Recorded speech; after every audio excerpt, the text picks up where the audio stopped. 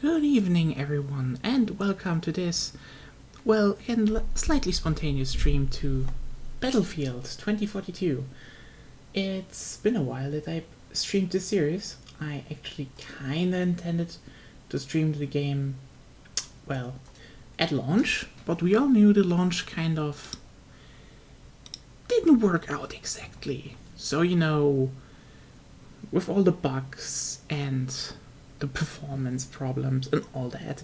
So I didn't feel like I am able to stream it in a way that it would be nice to watch and nice to play. And thus, well, we waited, and I wanted to say a few days ago, but I think it's literally a week now. Over a week now, the recent patch dropped, and it was a good one. Like, performance is better, the gameplay is better, and it's just a step in the right direction for where it wants to go after this, longer hiatus, seeing what it will be. And I guess, we just start.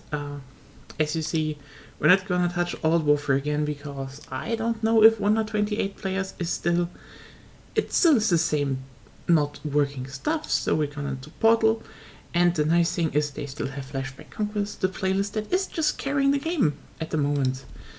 And I guess we just start and, well, hopefully have nice chat this evening. So, in general, I have noted down some topics for today.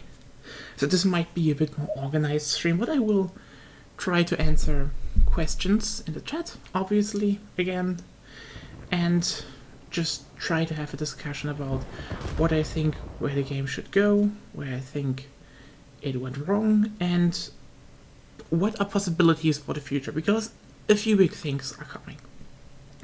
So I think the first topic of the day will be talking about the recent update a bit. Then the biggest question in the room: how will the specialist rework shape itself? Then we do have, a bit of speculation about what future content might be. Hey Dahlia! Nice to see you in the chat. So again, we have some speculation and maybe some wishes about how future content will look like in form of how map reworks might look like from maps we don't know yet, what new maps might come, what Portal maps will be added, and in general how they might,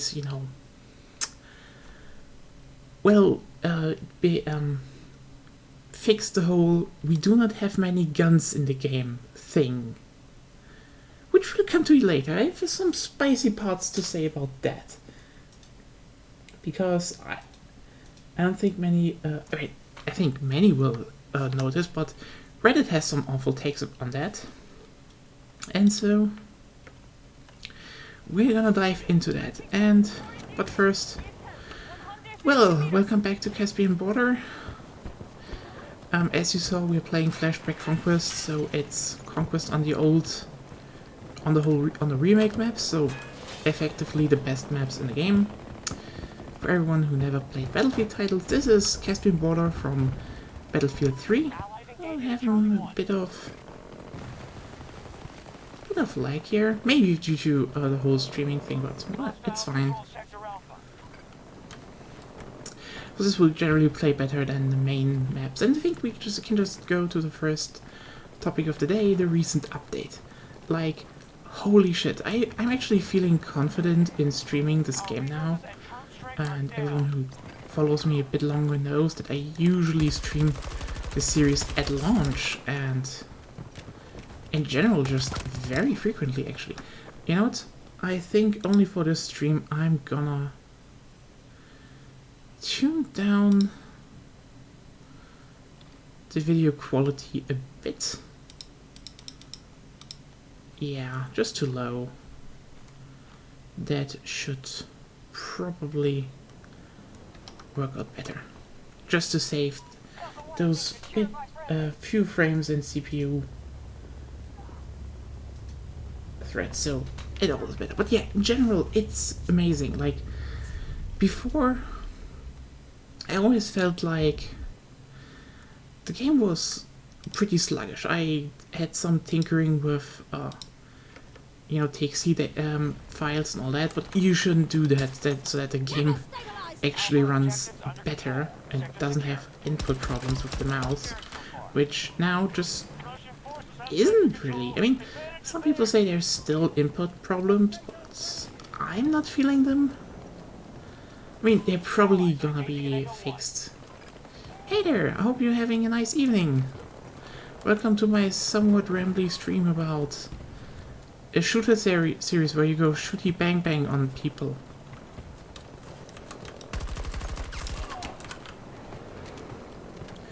So yeah, generally I feel it just plays so much better.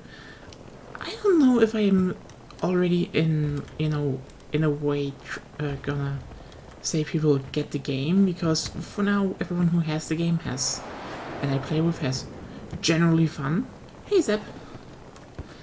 And I think that's probably a good indicator that it's on the right way, because I feel, at least in our group, everyone can confirm the last update is a huge improvement. It's basically what the game should have been at launch, at least. I mean, I think that we can just pop up the small thing that this is probably the most rushed game of all the three games that all the three shooters that came out last year. I mean, Halo Infinite kinda as well, but it's like very stable at least, but they just don't have content, which is hilarious. And I mean, they just like don't have content. They just now announced they're gonna make a season for like 180 days. Like season 2 of Halo Infinite is going to last 180 days. And they're going to give you 2 maps. Which is something, I suppose. Just, not having the whole thing down and saying, yeah, we kind of fucked up. Because I know it's kind of controversial now, the decision that DICE basically said we are going to delay the first season to, well, June. It's probably gonna be June. They say early summer, so it's likely gonna be June. And they said we're just gonna keep content off for the from the game, and we make a big update. And honestly, in hindsight, I feel this might have been the right call. Yeah, honestly, I think especially in hindsight with, for example, Battlefield 5, for everyone who played that. Battlefield 5 also launched, Battlefield 5 also didn't launch in like a good position, but they took a different route. They steadily still released the content. Well, they had mismanagement and a lot of stuff going on behind the scenes, so a lot of content was delayed and all that. But nowadays, most people say Battlefield 5 is a game that turned around. There's a lot of criticism about it, but it turned around. Basically, every title in the series that had a rocky launch, Battlefield 4, turned around in the end. But the interesting part about it, I feel, with Battlefield 5 is they took the route of we are going to release content and guns and maps. And before the Pacific update, that actually made for a very, very solid game. Like, you didn't have like the they had a pretty good map selection. We had even a map rework with Aerodrome, which was great. Like, I think Aerodrome was before the Pacific update. Maybe I'm wrong. And then if you know better, just slander me. But I think the one person who probably would have known is not in the chat right now. Maybe he comes. Who knows? But yeah, you had got a bunch of great new maps. You had a bunch of new weapons and new weapon categories. The game was very, very solid. But it didn't bring back the players. But then the Pacific came, and the Pacific was basically just a bunch of new guns, which weren't directly new stuff like they had before with, anti-material rifles, etc., and 2 maps. But that brought players in because it looked new. It was like, oh, there's a new setting and all that, and they fixed stuff. So I think in hindsight, when they delayed Season 1 to be like a way bigger update and be like, here's the specialist rework, here are the new maps, here's this really big content drop and rework. This is mainly to be like, people are in the, during summer there's a bit of there will be downtime, and then they're just like, here's a big update and you can play Battlefield now and it's what you wanted and it looks different, and this will probably just have a way bigger impact. But I think that's at a point we can transition smoothly into our next topic, because as I said, the current update is great on technical level. The game feels a lot better to play, and in general I think it's the smart decision they actually made the Conquest for Rec flashback playlist standard, because as we will discuss, the main maps just have problems. They're too open, they're too big, due to various reasons, and the whole Conquest flashbacks maps, even the rework Bad Company 2 maps, which I can show everyone who doesn't know, they're great. They're absolutely great to play on, and I love it. The pacing is so much better, even with the underlying system still having the major problems, which is the specialist system. And I was wondering how long if I could hold off the stream, because I kind of want to upload this and still have this in the media, on YouTube and all that. But I kind of wanted to talk about it because for a few months now I really thought about how exactly the specialist system went wrong, what exactly, broke, how to fix it, and how... Hey there! And what paradigms you should maybe add to, have better design of specialists if you kind of want to keep them. Because I think you can kind of just combine the whole thing into it doesn't have classes anymore, because, the class system in the series worked for a reason. But specialists worked in other games as well. And the more I peeled back on what exactly went wrong with the specialists, the more it became kind of intriguing, because it's easy to just say, oh hey, class systems worked. Well, yes, they did. But why? Why is stuff that, a class system made this series so workable? Why is it so integral to it? And, you can just say it's simple. Everyone just gets a job on the field that someone has to do, and that's correct.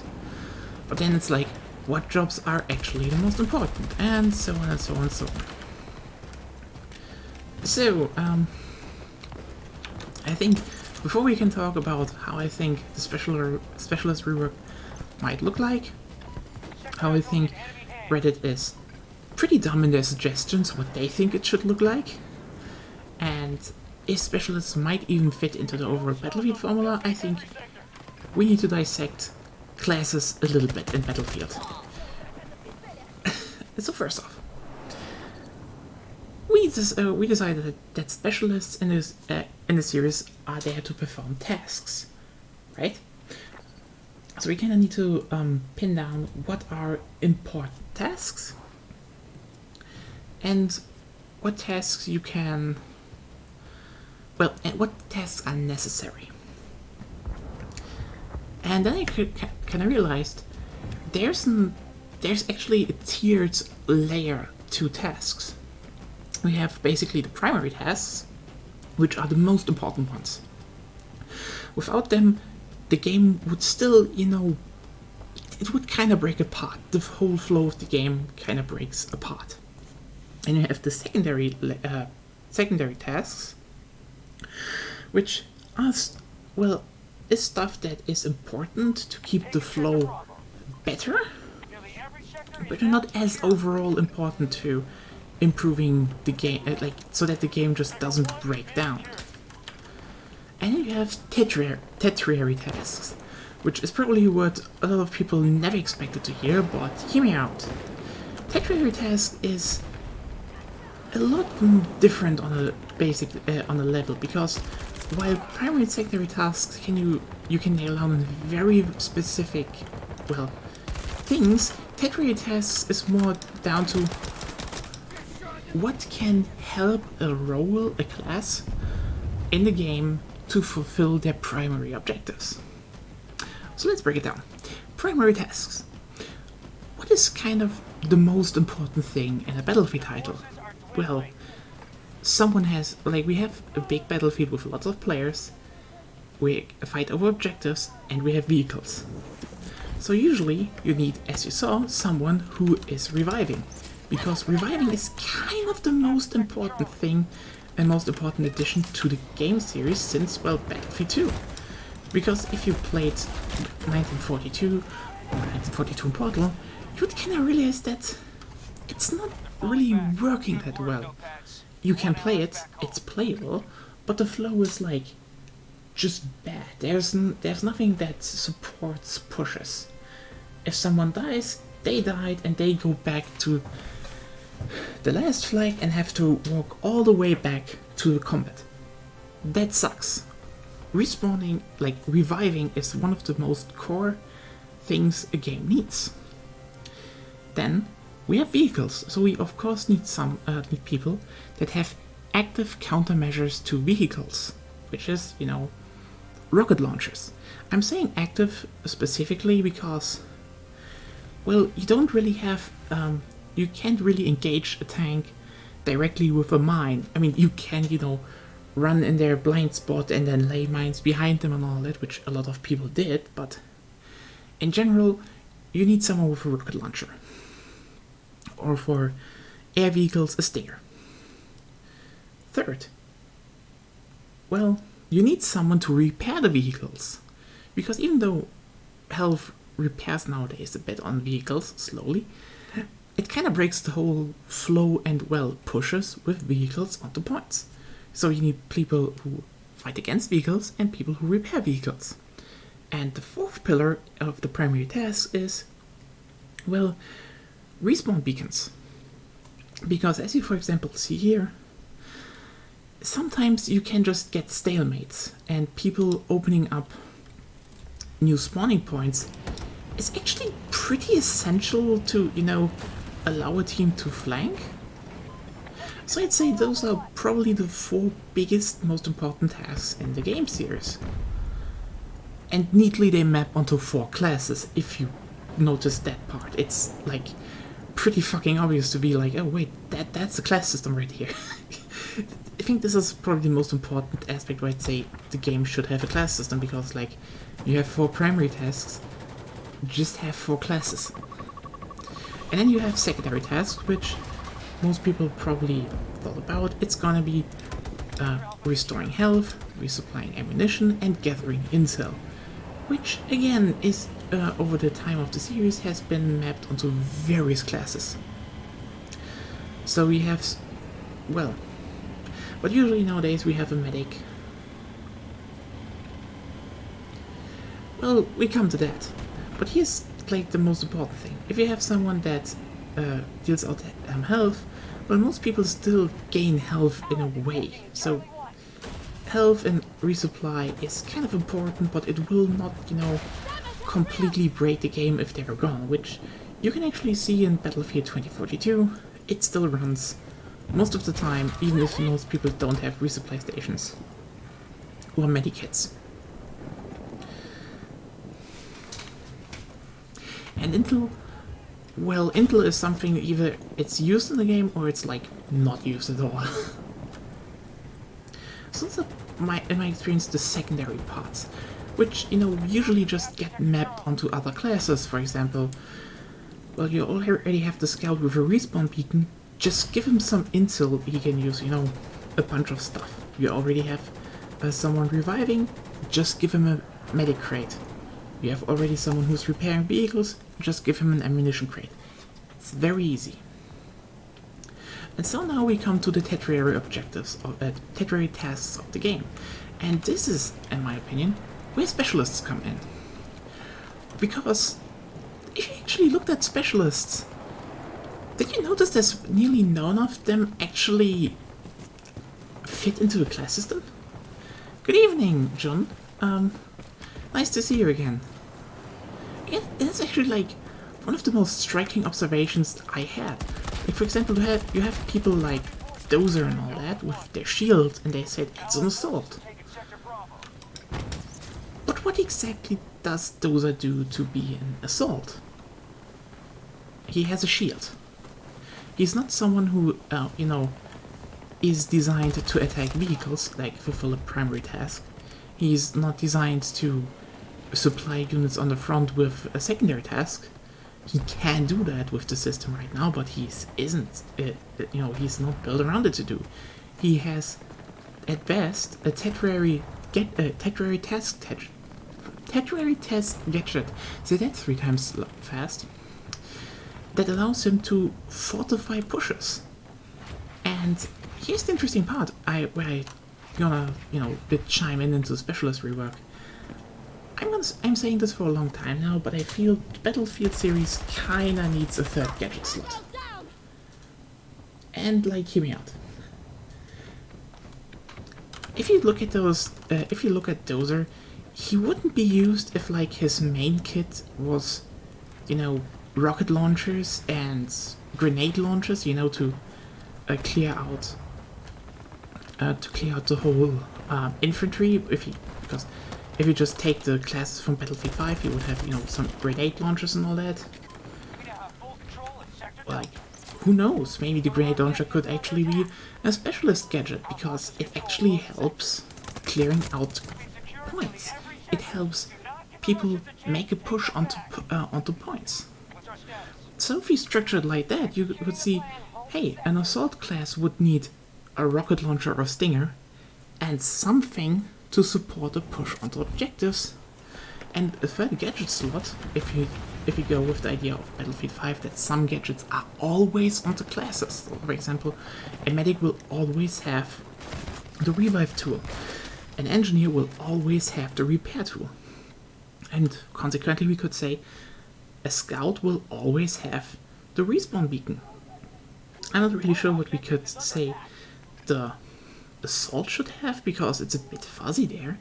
But in general, I'd say we can just maybe say give them a 3rd slot with gadgets that can be useful, but wouldn't see use if you just had to decide between main gadgets in the series.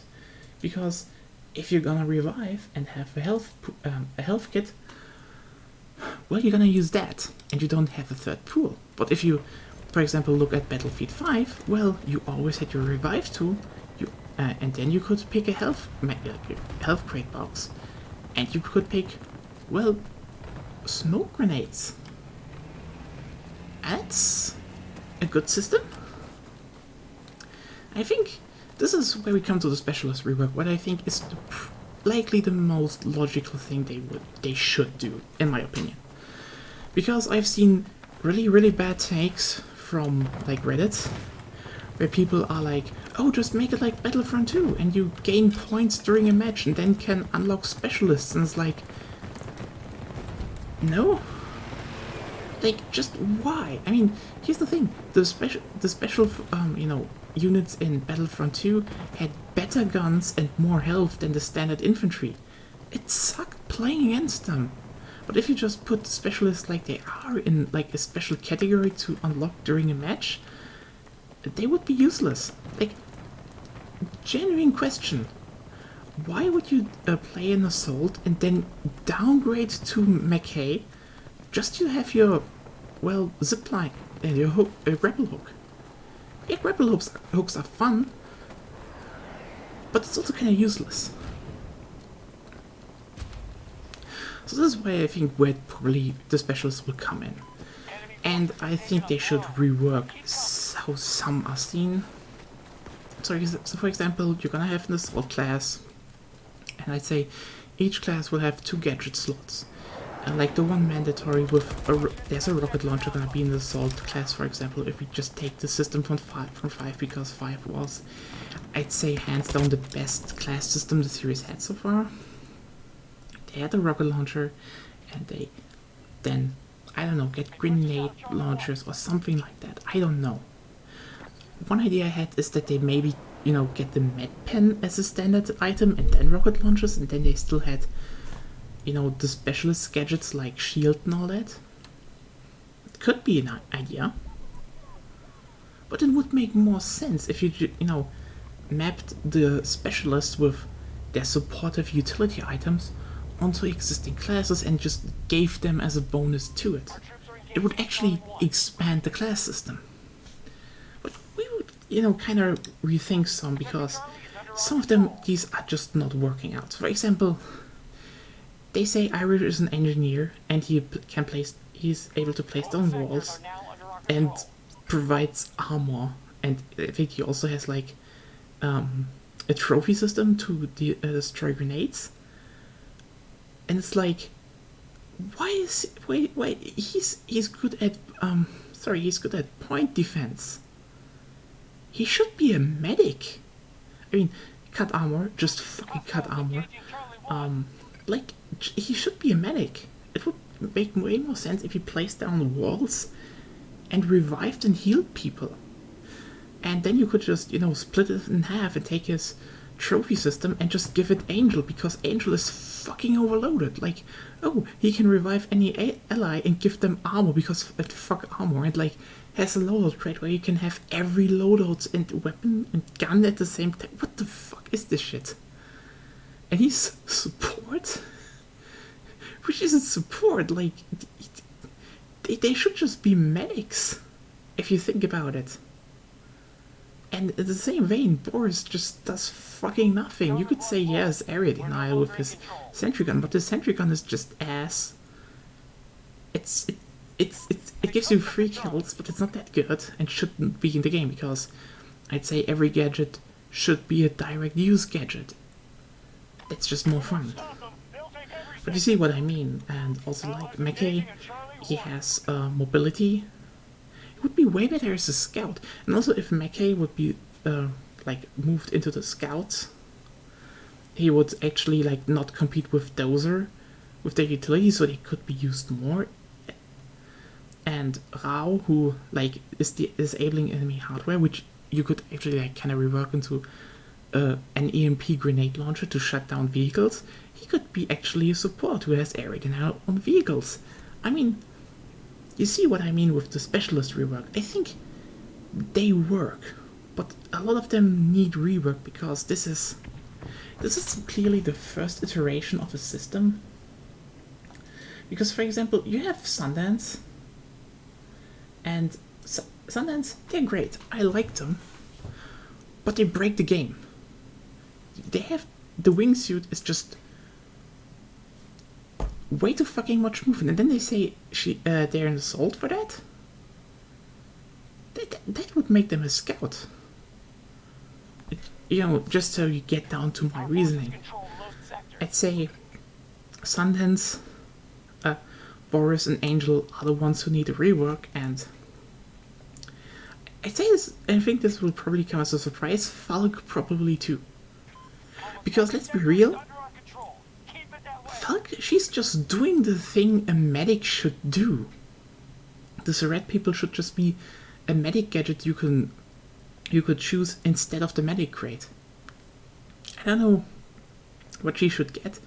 Like, maybe the smoke grenade launcher from Battlefield 5, have some area defense in it, as medics should have. Who knows? There's a lot of stuff you could do with it. But I think it's probably gonna look like that and not be like you unlock specialists with a point-buy system and then just have worse specialists in the game, which it's just awful. It's just such an awful thing.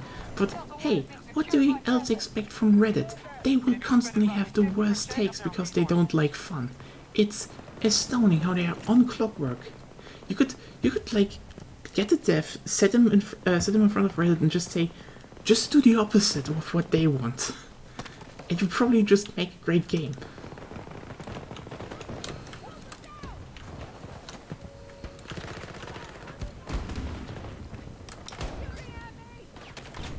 Dun, dun, dun, dun, dun. Okay, so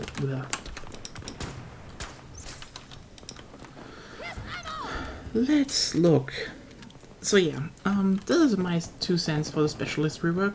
I'm wondering how you think it will, well, for the people who are playing Battlefield, how you think it will turn out in the end. I'd say this is probably the best idea, to just layer specialists as a utility slot on top of the current class, like a current class system, like the 1.5. It would make the most sense in my opinion, and like still keep specialists in there. And then people would, I think some people said it would make them less relevant, but I'd say it would actually like strengthen them because they finally have a kit to use. And let's be real, they're in sore need of a kit to use.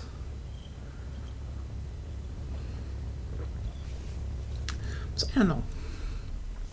We do know from Tempo Royale that apparently class selection is coming. Apparently there is a role called Combat Medic, and he's apparently able to boost health, which sounds bad.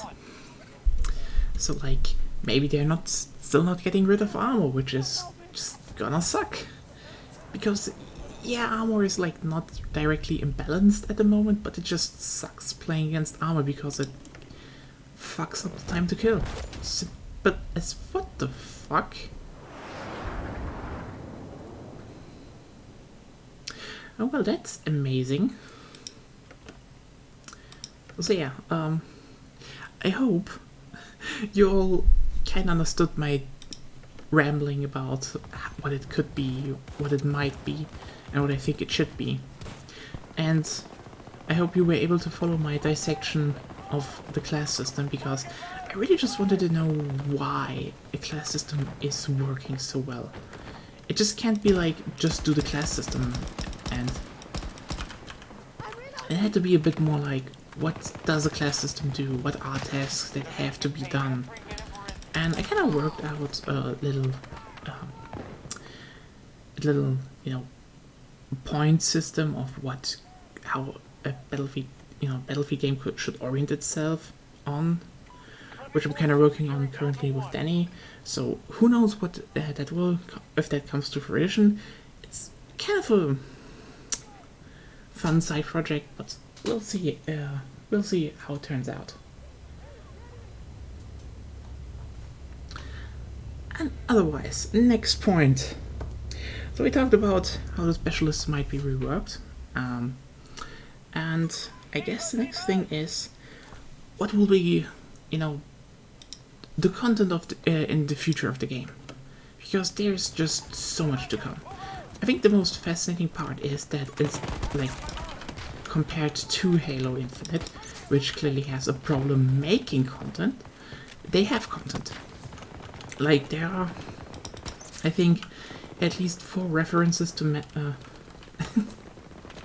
glad that was understandable at least a little bit. I kind of wish I could, make just a diagram and put it all into pages in a YouTube video. Maybe I do one day. Who knows? I mean, I think we will see how the rework will look like this week. It kind of would line up to get information on it. But yeah. In general, future content, they're holding it back. Like there are, I think, at least 4 references to new maps. Ripple Effect and LA is working on it. DICE Stockholm is working on new maps. So there's gonna be a lot coming. And honestly, I think this is probably one of the regions I'm not that pessimistic about, because in specialist work I'm still like, I think I have my opinion what would be like the best kind of rework, but it also is like, well, it could still suck. But in terms of maps, I'm a lot more confident. Like, we know that the maps are gonna be reworked and there's gonna be a lot more maps. They're working on maps, they have a plan, and so likely when the first season comes around, we're gonna see a good amount of maps for Portal, for 2042, and we're gonna see the reworks, and it's gonna be good. And just talking about those reworks a bit, they look promising. Like, I don't know how many of you saw the blog post about what they're going to do to, I fucking lost Kaleidoscope and Renewal. It's pretty promising in my opinion. Like, just seeing Kaleidoscope getting new military bases, new, like, getting just more cover in general, more objectives to play around, that looks just good. Like, it's still the same map. I kind of think the main building kind of sucks a bit, and they should, build a skate park like a real. I mean, they already have a skate park, but like they should build a bigger skate park, because skate parks are kind of great to play in. My opinion. Obviously, they don't have that many. They don't have the resources to just make skate park stuff. So I don't really have a problem with them putting down military bases and just adding cover. It's what the map needs and it's what the map gets. It looks promising. I feel if at season 1 the rework rolls around, Kaleidoscope might actually be a fun map to play. More vehicle focused, more infantry focused, less open, just overall better. And kind of the same for actually Renewal. I found it very fascinating to see them actually cutting down the map. Like the E sector and E flag just completely removed. They say it's, a work in progress, but actually that's kind of a ballsy decision, but the right decision, because E sector is just a thing tacked on the side. It makes it too open, and cutting it will make it a lot more, rectangular shape, focused, and you can place down a lot more objectives. So, good for everyone playing on the map. And I generally feel if the quality of the reworks is at that level, and maybe get accelerated because, with new maps, they get more assets that they can then actually use on the older maps. I don't think the reworks might turn out great. I think some map reworks need to be a bit more, need to be bigger than others. So, for example, Kaleidoscope just getting more cover in like military bases, easy, good. Renewal getting the same treatment, also pretty easy. I'd say, for example, something like Hourglass, that needs to be significantly shrunk down. Like, the stadium is cool, but it's like way too off the sides, and there's just mostly just dunes and little to no cover. They really just need to condense that map a lot if it's going to work. Same with Discarded, the shipyard map, just way too open. They need more ships, or like to bring it closer together. Or, I mean, we come to that. Maybe just copy another map that already exists, but we'll get to that. I think, yeah, Hourglass is pretty much that. It's a vehicle map done wrong. By the way, for everyone who never played Battlefield games, this is, Arica Harbor from Bad Company 2. This map was never playable in this kind of 64-player conquest mode before, because it was a 32-player rush map, where you start down this highway, conquer a base here, conquer a base here, here, and that's it. Like, this part is new and all that. They actually did a whole lot of work on this map, and I really love it. That's playable that much. And this is an old map, never designed to be for 64 players, and they just made it a good 64-player map. And it's better to play than 64-player maps in the base game. Yeah, Hourglass is definitely one of the worst offenders. And here's the thing, I do like the whole skyscraper section a bit, if they would section up the skyscrapers a bit more, or make them way easier to get onto. Like, maybe, I don't know, have one, be toppled over and you can walk from the dunes upwards onto the skyscrapers. That could actually be a thing, with indoor fighting and all that, with destroyed indoor fighting and some vertical shenanigans. But again, more rework needs for that than, placed on done some things. I'd say Manifest is probably one of the easier ones to remake, because it's very infantry focused already. It has mainly containers. They basically just need to rearrange containers, add some more cover, like work out some locations like, you know, the B flag on 64 players, which is this tiny beach section that actually has a beach landing that is never used in the map. Like, what the hell is wrong with, what the hell is up with that? Why do we put a beach landing section in there and then just not use it for neither rush nor breakthrough? I don't understand. It's just so, why? I mean, why is basically how the whole game can be described, but seriously, why with that? But yeah, Manifest is probably also a very easy one to rework. Like, easier one, I think. They need to move stuff around, basically cut one half of the map and just make the container part way more interesting, and you'd be good to go, I'd say.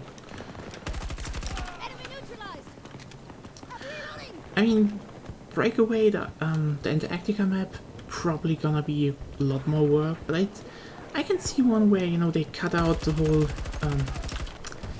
ice field section and maybe even the oil drill. I mean, the oil rig is kind of the main thing to see on the map, but I mean,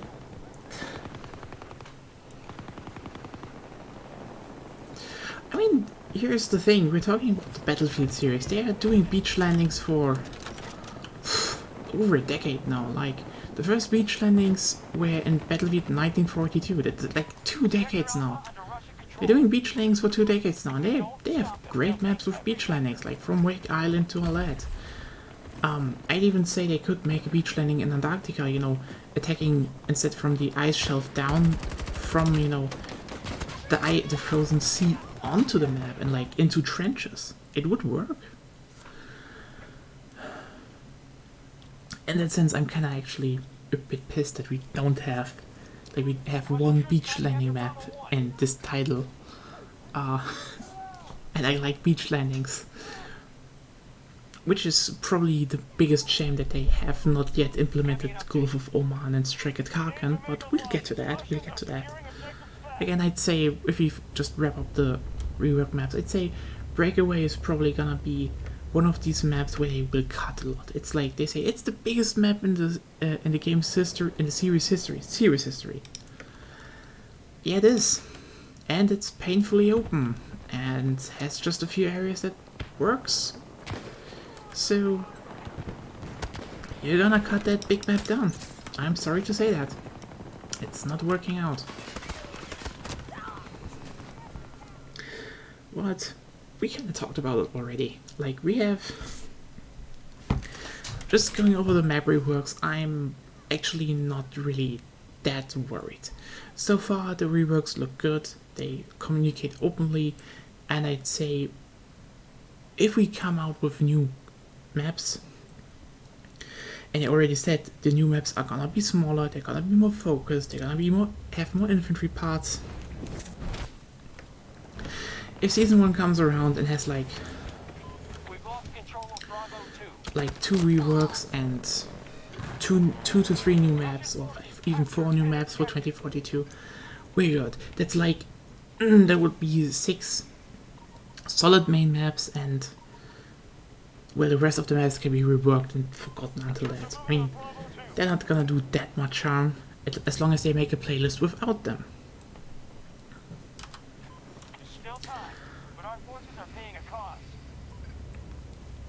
But yeah, I'm not so sure what we will see from the next maps. I'd say they will probably make a new urban map. We're probably gonna see like a very close quarters focused map coming. It's like...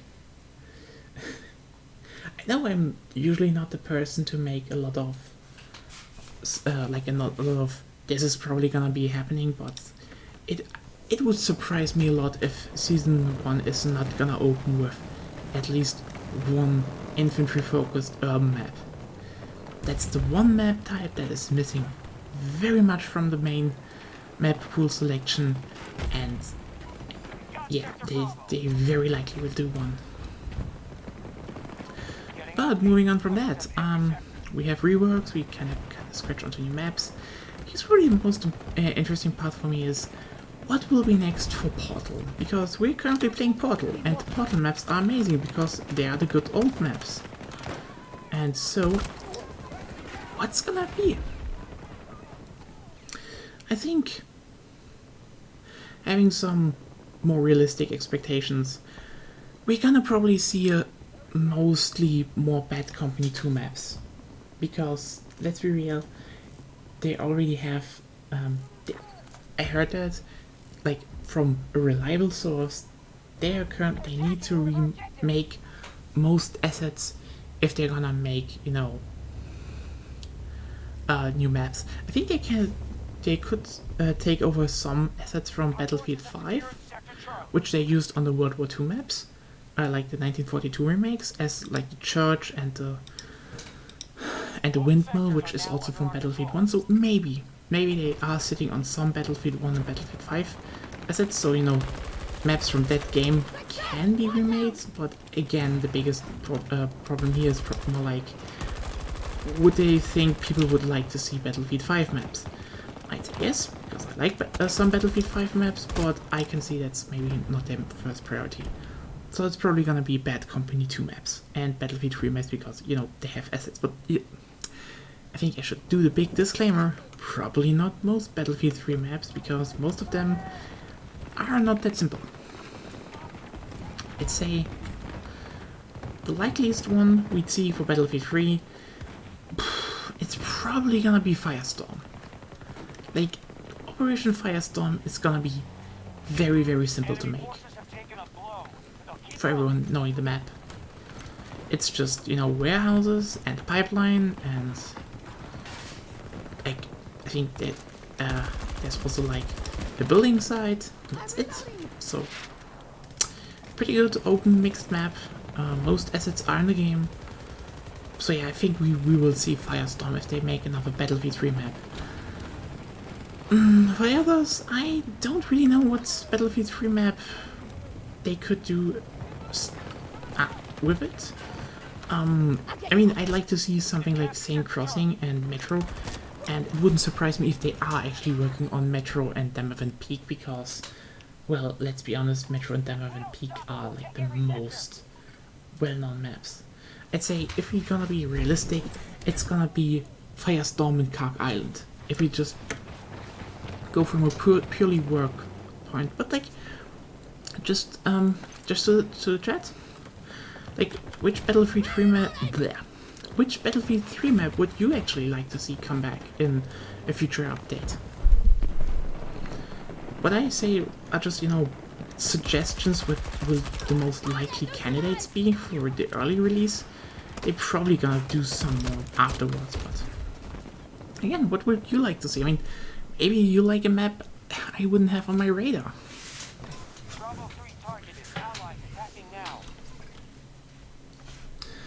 But yeah, moving on, I'd say I also said we're probably gonna see a lot of Battlefield Bad Company 2 maps.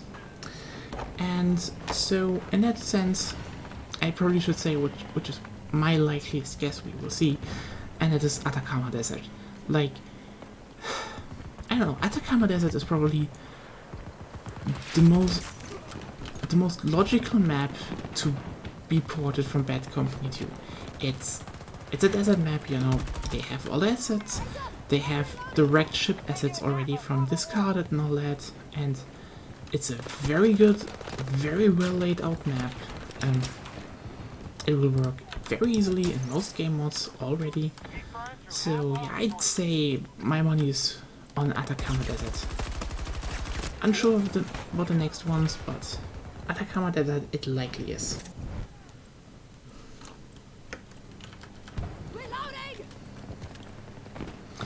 And afterwards, I really actually don't know which maps from which titles, or which titles in general will be into Portal.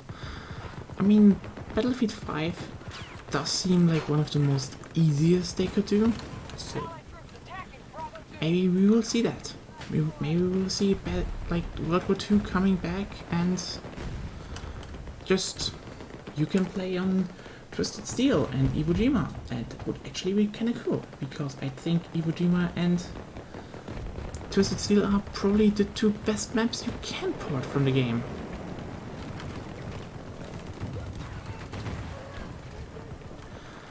I mean, on the other hand, I think a lot of people want to see Battlefield 1 maps and Battlefield 1 in general, because, you know, World War 1 is kind of unique and it was a good game. It has a lot of very beloved maps like Amiens and St. Quentin Scar. They're great, they work, and I'd say we probably see those down the line. Probably not in the first wave, because that's just not that simple. But yeah, sorry for my stalking here.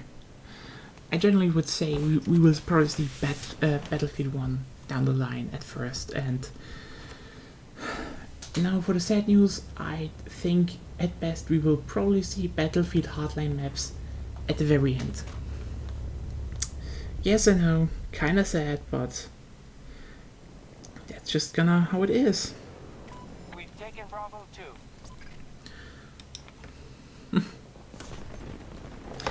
But otherwise, we talked about the maps, we talked about the specialists, and now I think we can kind of talk about the guns, because as I said in the beginning, the game just has a problem with guns currently. Like 2042 just doesn't have many guns. I'm just gonna show you the selection. You have like 4 assault rifles, solid, 4 SMGs. Like, that's not much. That's really not much. And so what a lot of people suggest actually is just, you know, we have so many guns in Portal.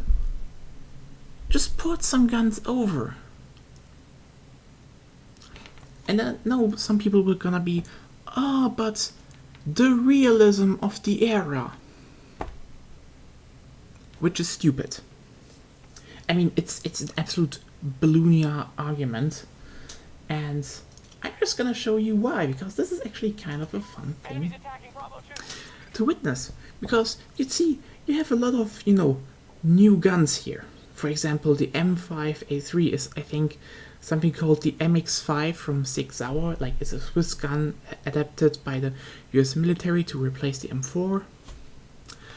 Oh well, it's from 2022, I think it was put into service. So from this year, you know, it's new. That's futuristic. That's logical.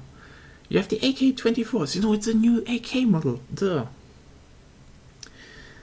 Let's just not mention that the AK-24 will be basically still an AK-47, because most new AK models are just slight variations on an, at that point, nearly 100-year-old system that is very, very reliable to this day. The Scar M, well, they can call it Scar M, but the Scar H is also, you know, a few decades old by now. The PP-29. Oh, you mean the PP-19? Well, that's old. But you'd say, well, this is not like directly an old weapon in the game, right? There's still modern versions. I mean, the Vector, the K30, is also just like a decade old, and I mean, at that point they're gonna be like 3 decades old. That's a Remington 870. Basically. A Remington 870 is a pump-action shotgun that's nearly... It was used in World War II. I think it was even used in World War I. It's like a nearly 100-year-old weapon even now. And you can put as much carbon or plastic onto it. It's still gonna be that old shotgun. And it's still gonna perform like the old shotgun, because it's a good shotgun. This is a Winchester rifle. I will not go as far back to say how old a Winchester rifle is. We all know how old Winchester lever action rifles are. But then you're probably just gonna be, well, you kind of expect those, and still modern variants, even though the modern variant is still the old gun. Well, DXR1. Let's just, get a bit of sniping action in. And you probably just be like, well, it's a bullpup. It's a bullpup, bolt action sniper rifle with like a pretty futuristic design, and it has like 2 magazines on it. That's probably a pretty futuristic gun, right? And I mean, everyone in the chat is probably also already knowing that it isn't. It's actually made by a German company, and it's used right now. In fact, the sniper rifle in this form is used since the 2000s. So at the time of where this game is playing, it's gonna be basically 40 years old. That's basically half a century for a gun. No one can tell me that this is a new gun.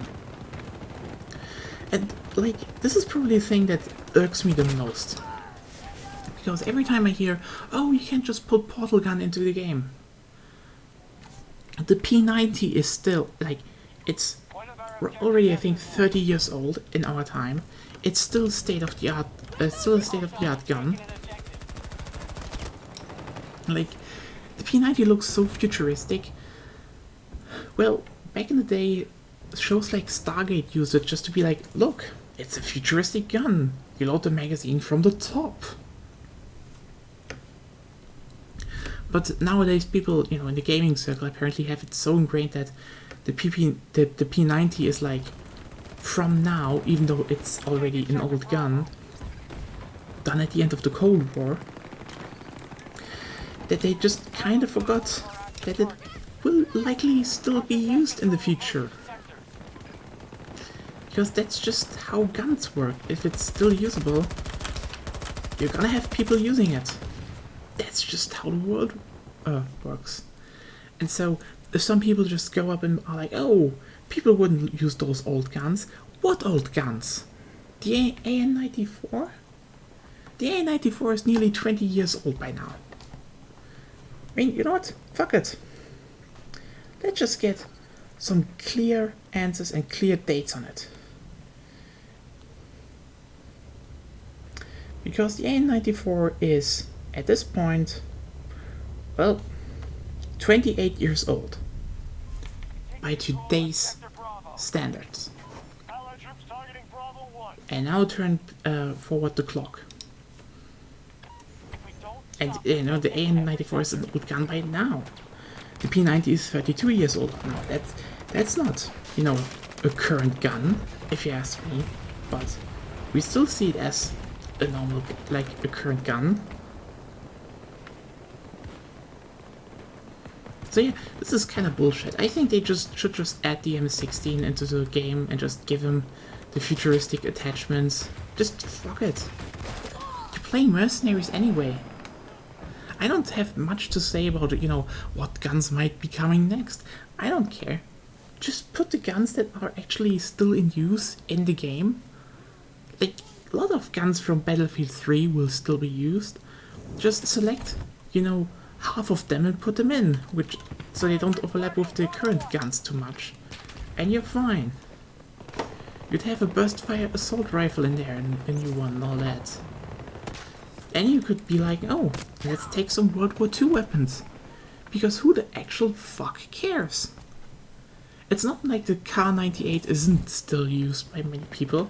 I mean, hell, if anyone has followed my Twitter feed, you would have seen that in the current Ukraine conflict, guess what the Ukrainian army just got out of their basement? An old Maxim MGs from World War I. And why are they still using it? Because they got guns. Like the Maxim MG was like delivered around the world because it was just a good gun. It's great for emplacements which they have. It fires a lot. It's like reliable. It's precise. You can just fill in water and you can just shoot and shoot and shoot. So of course the Ukrainian army is gonna dig out old World War I weaponry, and people on Reddit will lose their fucking shit that, oh no, a military is actually using old guns. How bad. Like fucking ignoring that most of the tanks on the Russian armies is also from, the Cold War. Because, duh. You can't have thousands of tanks and they're all new and shiny when you basically can only make 100 a year or so. Because that's something you should keep in mind. Do you know roughly how many M1 Abrams tanks in the A1 or A2 variant the Americans have? Just take a wild guess. It's roughly 7,900. And they have split into two. They're basically operational, so it's a good amount. But they're kind of spread into two warehouse districts.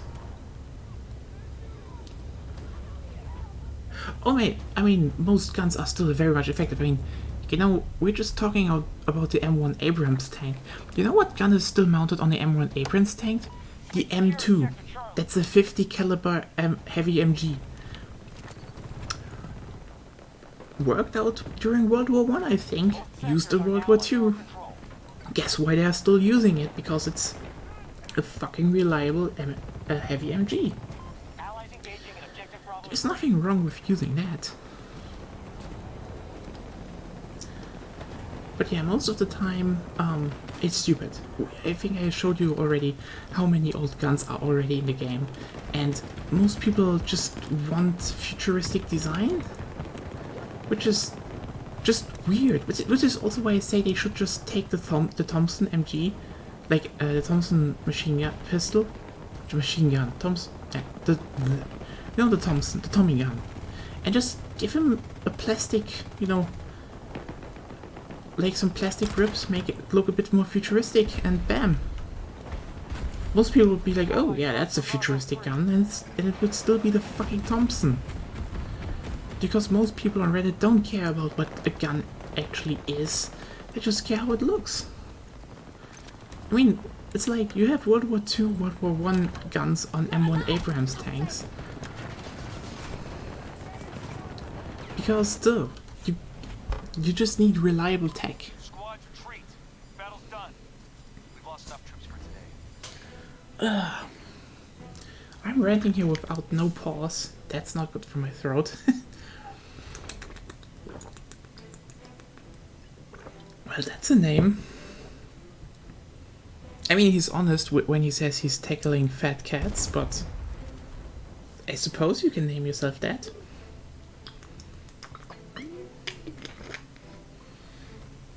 But yeah, most old guns still use caliber rounds that are deadly to this day.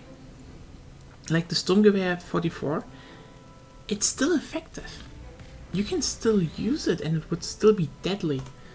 Just because it, has wood and an old look, quote unquote. Yeah, it would still kill you. And other World War era guns, they would do the same.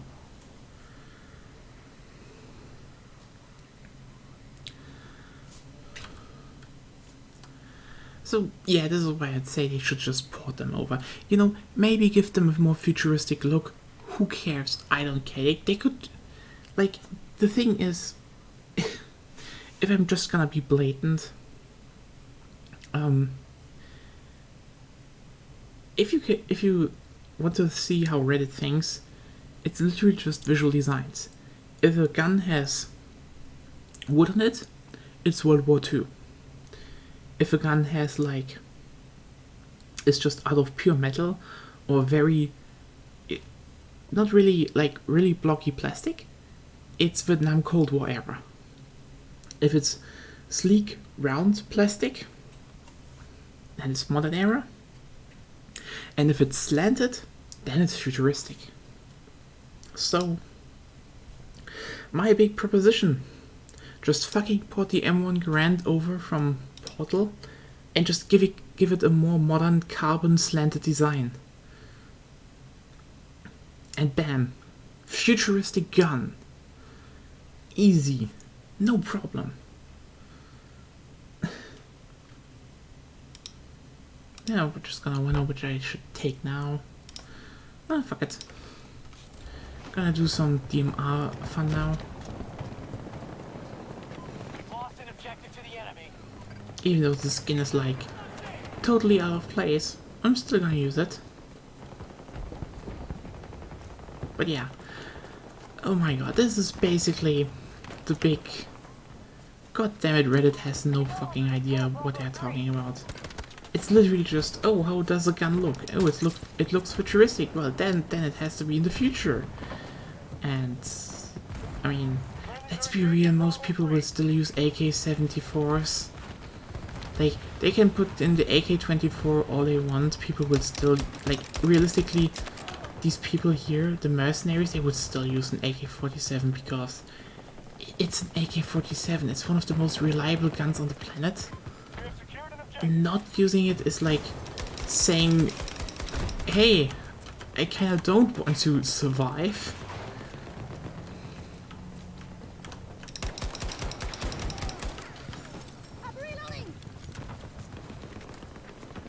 Oh well, okay. So we kinda blasted through all the big topics in like 1 hour. Astounding. I hope it just didn't bore everyone with it. We still have 1 hour to go, so like, bear with me. I think the chat is open for questions now, and suggestions and topics if you want to talk about those and do stuff. I do hope my rambling and talking wasn't like too exhausting just to go over stuff, but like we still have some things to talk about, like again, what maps would you like to see in Portal like come back? That is probably one of the most easiest question. And also, are there any Portal guns or like from other games you would also like to see used in 2042? Or, you know, future fight or not? Just, I mean, actually, would you like to see future fight weapons? Would you be down for that? Because I think it could be neat, could be fun. Other games did it, so why not Battlefield? Well, that's me talking about primary, secondary, and tertiary tasks, I suppose.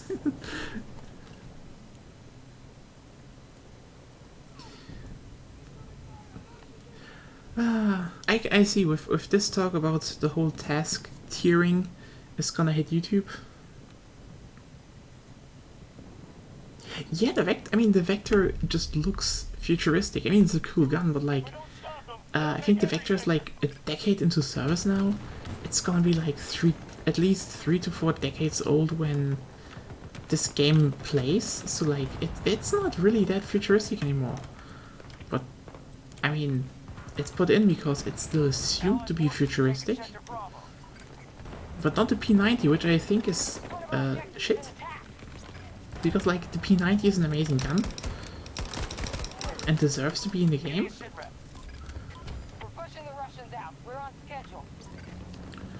Oh yeah, P90 is very nice. I mean, in that regard, I should probably even say, I really wish they would put the M1911 into the game, because I mean, it's the M1911. It's like the most known gun. They still produce it, and if some of you are asking, oh well, how old is the M1911 pistol? It's in the name. It's from 1911. It's a World War I gun, and they're still making it. They're still using it even, because it's such a reliable handgun. And it's not in this game. Like, they could, you know, slant the slider a bit like they did back in Call of Duty Ghosts, and just make it visually a bit more futuristic. You could do that, but like, or just do it like my airsoft gun. It's just painted black. Looks really nice, actually. It's still a World War One gun, but you know, it looks Spec Ops and tactical-like, just with a fresh coat of paint. Removing all that shiny bits and, well, there you go. Brand new gun.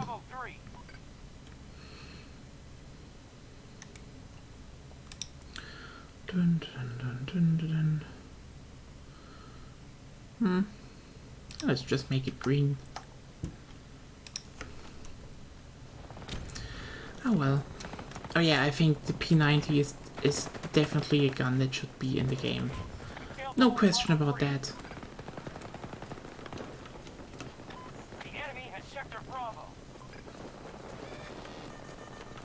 Any other guns you'd say should be prime targets to implementation? Either from Portal or, you know, in general?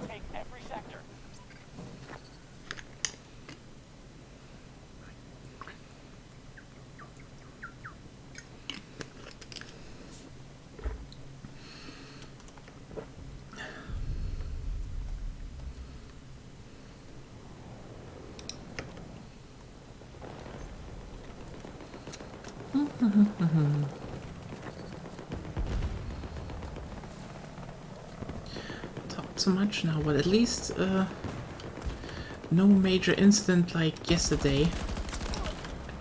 That was something when we tried to play D&D and then we got, well, kinda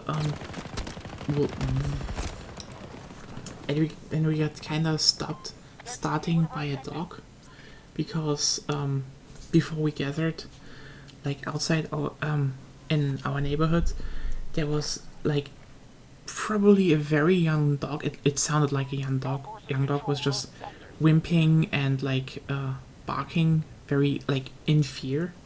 So we were just like, what the hell is going on there? And it just kept going for a few hours. And I tried to find it, but didn't do. So in the end, this was one of the but probably the first time in my life I called the police. It sounded like they found it like a few half an hour later after they like were here and got asked some directions where thought the dog was. They like the dog actually like got louder and then, you know, silent. So I think whatever was, they found the dog or anything. Didn't get any feedback anymore, but like that was something to happen on that day. Really got a bit frightened there. Just hope the animal is okay, but you know, probably is.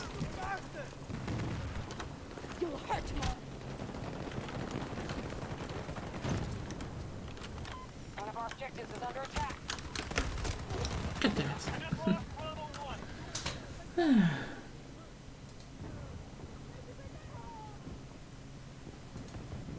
So, how is actually everyone else's day going?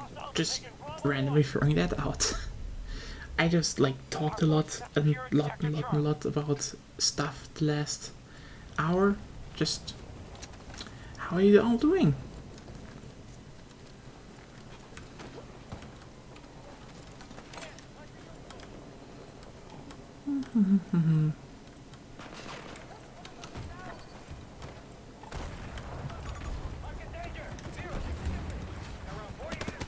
Okay. Ah, damn it.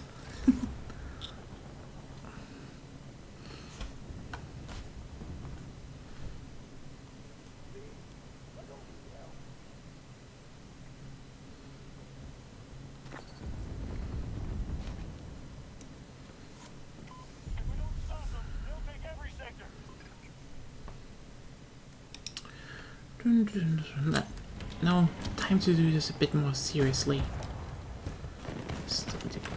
One is dead. Let's go up here. Let's get you.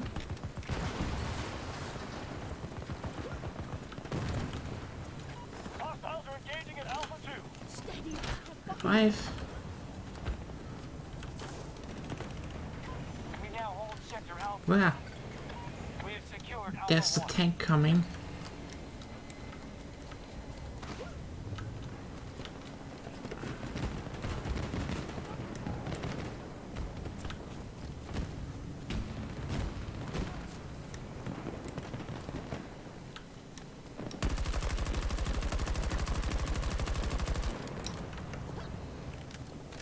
Both sectors are now under our control. I do hope the series aren't... Huh. Oh. Oh yeah, I do hope this, it will turn out good. That would kind of suck if the dog Sector Charlie. now had eaten something bad.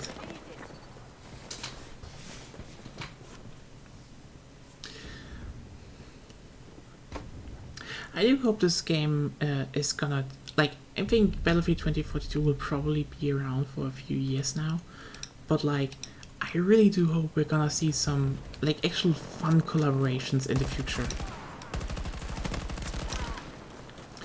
Because I feel this whole series could like do really well with crossovers and all that, but just never have done that really. And it kind of sucks, especially now if you look at other games, they just in general have fun crossovers. I mean, it doesn't even need to be the biggest thing, like, Call of Duty is now having the big crossover between with Godzilla and King Kong, which is something. I mean, it's kind of cool to see that they're just gonna do that in the game, but in all honesty, it's probably not the thing, or like the kind of collaboration that would work the best with, Battlefield.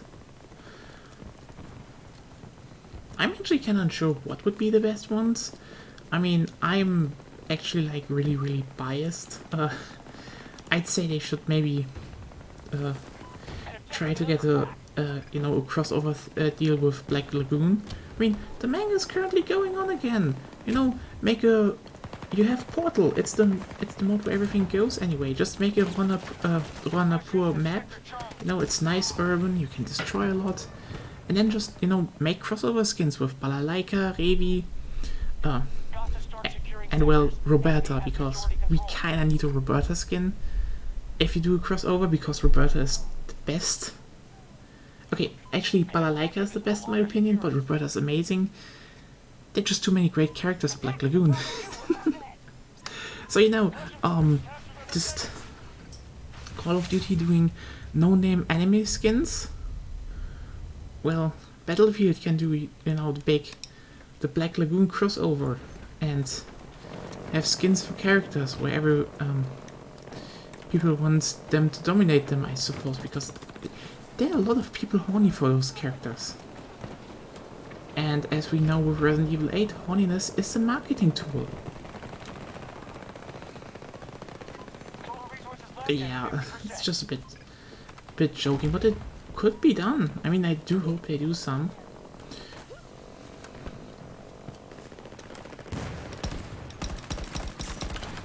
Just gonna be the question what it might be. I mean, I'd say one of the most obvious crossover franchises, I think, is Arknights.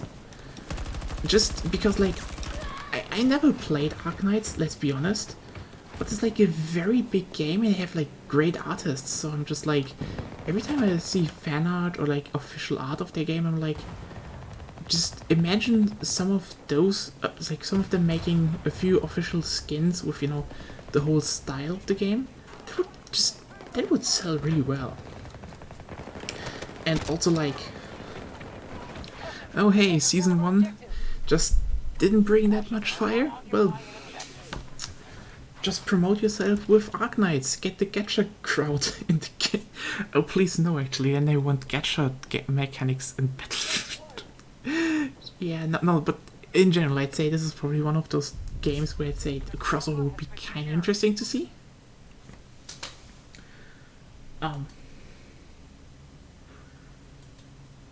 I mean, what do you think? Or, you know, are you more on the side of no crossovers? There are too many crossover stuff in games happening anyway, just not one more. Or more like it depends on who. Because I feel if I'm currently looking at Call of Duty, like making Snoop Dogg a fully playable character is also kind of weird. I don't really know where the line for me is. Like having Snoop Dogg as an announcer was actually kind of cool in Ghosts, I think, and I still stand by that. Having him as a playable character is just, I don't know. It is just something off about not like that of like the Armored Titan from Attack on Titan being like a skin for a character. Yeah, totally. So I don't know how much, like, what would be like the best. This is what I'm generally saying.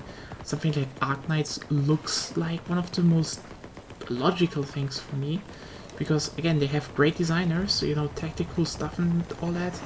You could probably make some great weapon skins and character skins and just have at it. I mean, hell, maybe just make a map with, you know, a map with some references to the game and just be like, here, we have crossover, that's fun.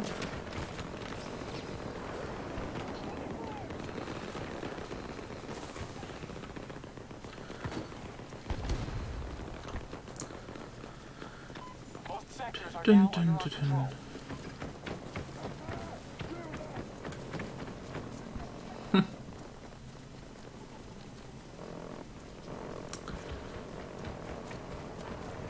We have secured an objective. Oh well. Yeah, I mean, on the other hand, I don't know which other games you could actually pull in. I mean, they could, you know, make a Medal of Honor crossover, just be like, oh hey, here are some characters from, you know, the last Medal of Honor games they did, just they're no specialists. I mean, it would be kind of an in-house crossover at that, but I mean, they could do that. That would be the cheap one. Troops are moving on Bravo 2.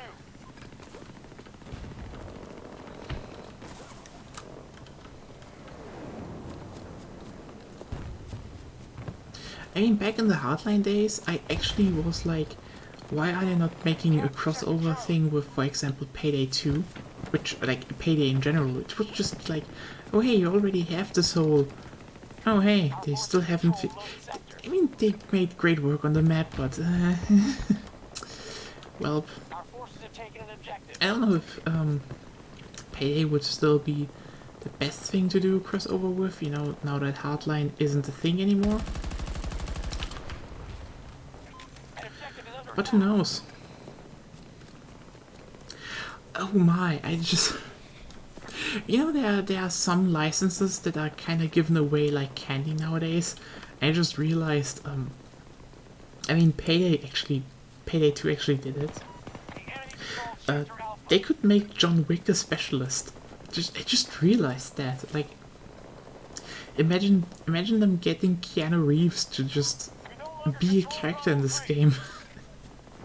It would actually be kind of fun, honestly. Hostiles have taken I don't know what his specialty could be, you know, but yeah, John Wick would probably be kind of fun.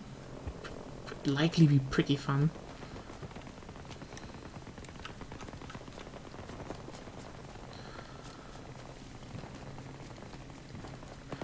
You know, being this whole after states collapsed, even, you know, old killers are trying to find a site to fight on.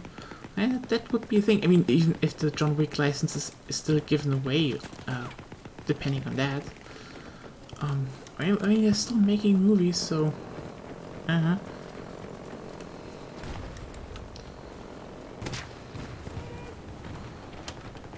Sector Charlie under Russian control.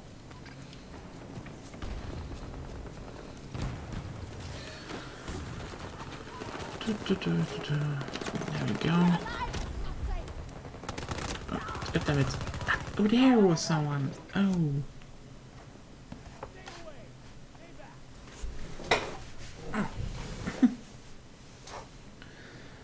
Ah, well. And hello everyone to everyone who just joined in our. And here I'm dead again. Well, that was anticlimactic. Well, John Wick gets the robot dog, I suppose. Oh well, who knows actually. I mean, the robot dog should kinda get out of the game, but they would probably keep it, so... I mean, he could at least make a joke trailer about it, that he's like petting the robot dog and then someone just shoots the robot dog with a rocket launcher. You could do that. I mean, that would certainly, I mean, it would actually like be material that people would make memes about on the internet, and it's like, at this point, memes are basically free advertisement.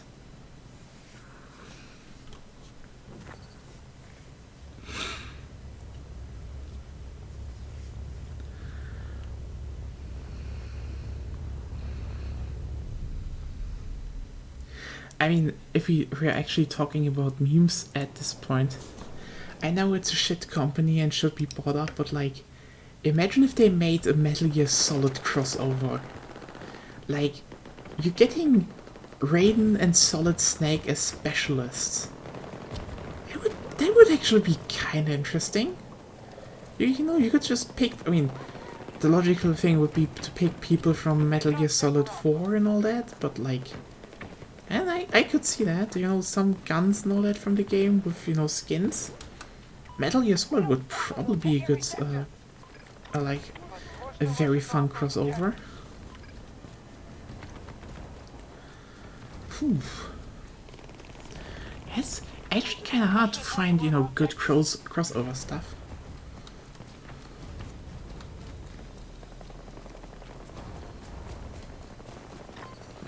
But apparently, at least my current suggestions of John Wick and... no,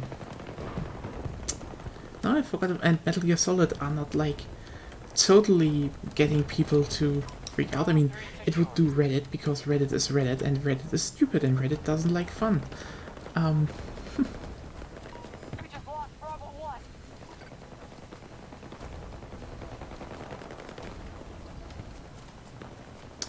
Okay, you know what? Here's the thing. If they add Metal Gear, you know where they should add Armstrong? As a selectable announcer. Yeah. Like, imagine this if you're playing on the US side and you can just say your announcer is Armstrong, and you don't even need Armstrong, you just can, like, you know, hire Gianni Matragoni, or how his name was again, and just let him speak Armstrong. And then it's like, capture A2 like an American, and make the mother of all omelets, Raiden. Something like that. It would actually, like, I'd buy such a pack if that be cosmetic, just for, you know, the sheer absurdity of it. Just being like, oh yeah, Armstrong is announcing your game. That would just be perfect. I'd say.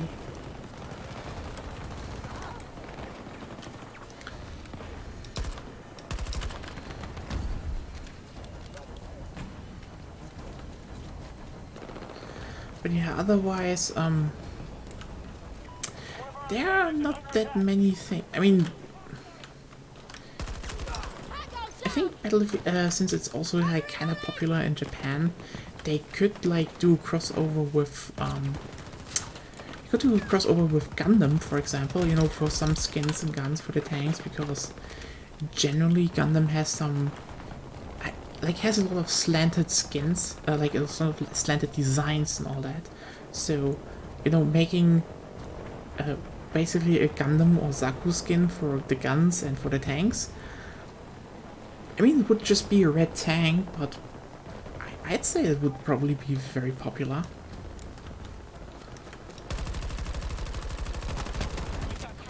God damn it, my aim.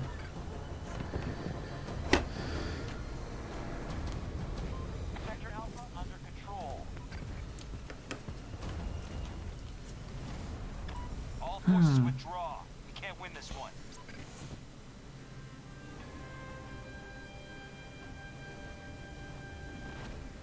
But yeah, I do be looking forward to what will be in the future, because as I said, the game is, in my opinion, on a pretty good track to be solid, like very very solid after season 1, and at that point, I just hope they're gonna make a lot of fun things. I mean, especially when it comes to the crossover part, they could do so many fun collaborations. Especially the ones that haven't been done yet. Like, oh hey, I mean, for example, last year when Rambo was added to Call of Duty, we were like, oh hey. But now Rambo is like also in Paladins, and like, oh, it's one of those licenses that just get handed out, basically.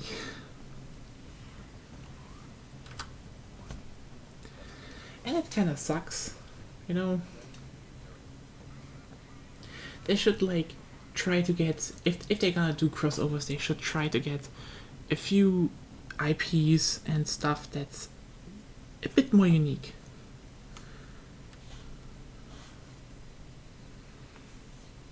Ah, well, we're on the big map, so I suppose we're pulling out the big guns.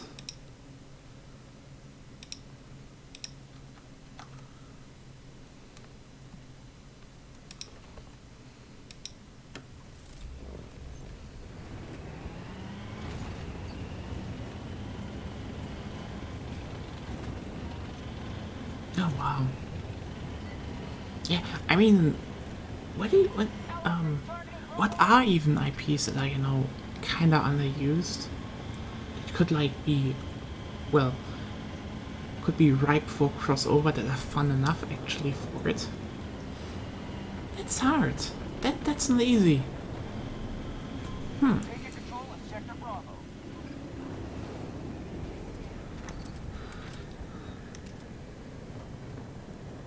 Our forces control most sectors. Oh, and I mean, in the end, I first hope that the game will turn out well after the rework, and I do hope that the maps will turn out well, and everything just stabilizes more. Because that is what we do need right now.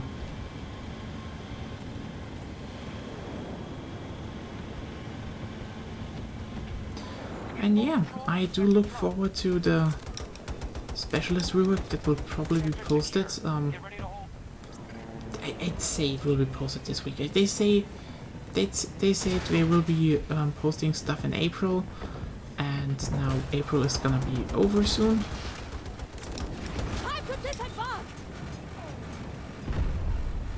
And there we go.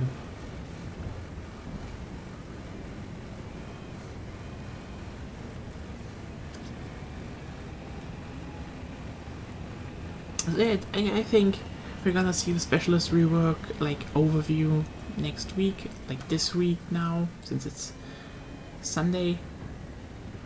My brain. It's gonna be interesting. But yeah. It's very clear that this game was just rushed out of the, like, just rushed out. I do not know why a lot of them did this. I mean, at least Call of Duty Vanguard was like, we're just taking a game that already exists, slapping over a new skin and just fine-tuning stuff so it has more of an identity. And the result is, well, it's Call of Duty Vanguard.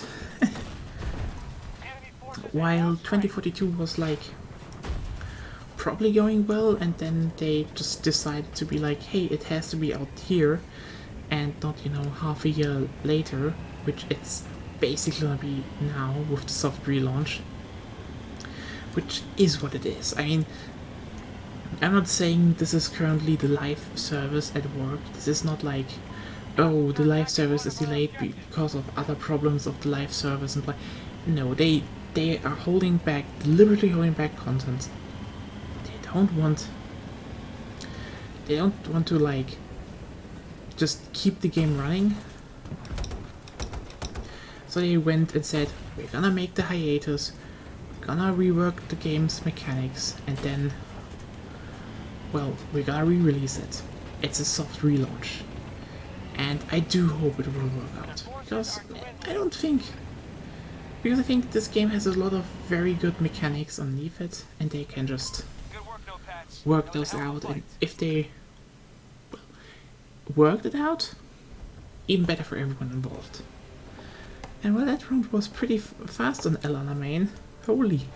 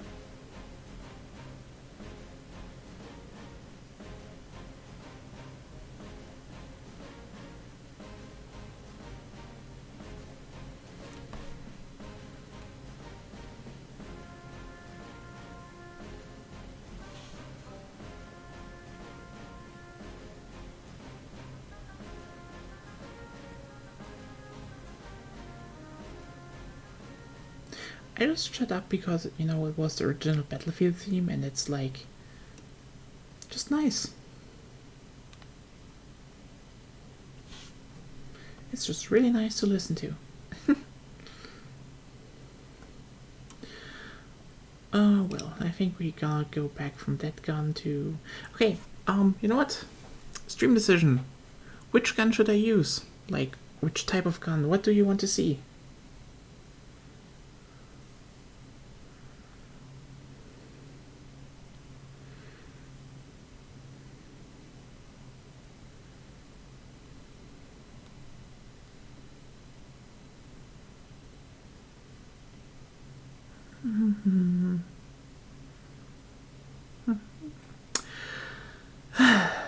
Okay, so apparently at least one person wants to see me suffer.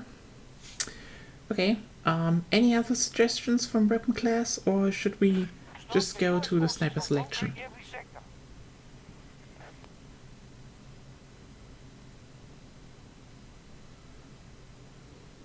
Well, there we go to snipers. Which one?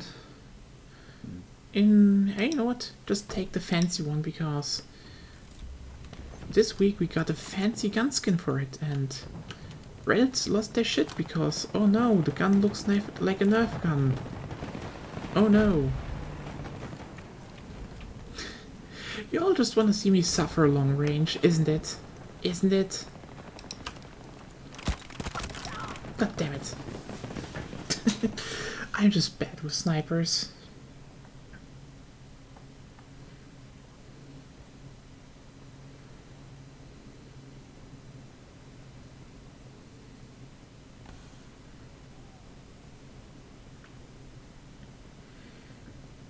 An objective is under siege.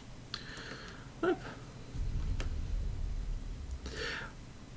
Well, I am that bad with snipers. I have to just say that up front. I'm super awful, especially in this series, because here they for some reason, I mean, not for some reason, they have this whole bullet dropper thing, so... Oh god damn it. Couldn't even So I'm just really bad at actually hitting the enemies. So I don't expect anything great from me. I like assault rifles. Assault rifles are good. Assault rifles don't hurt me. Assault rifles are my friend. Ah, well.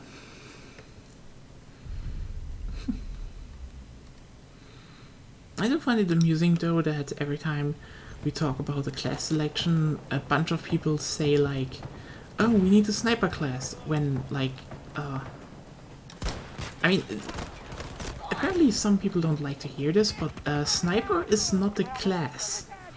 Like, it isn't, it's a weapon category. We usually just lump it into one class because, you know, in a class system you kinda need to have distinctive guns. But just overall, it's like, oh hey, what is your role as a sniper, like, in a game like Battlefield? What are you adding to the game? Nothing? You're doing some long-range support? It's like, not like...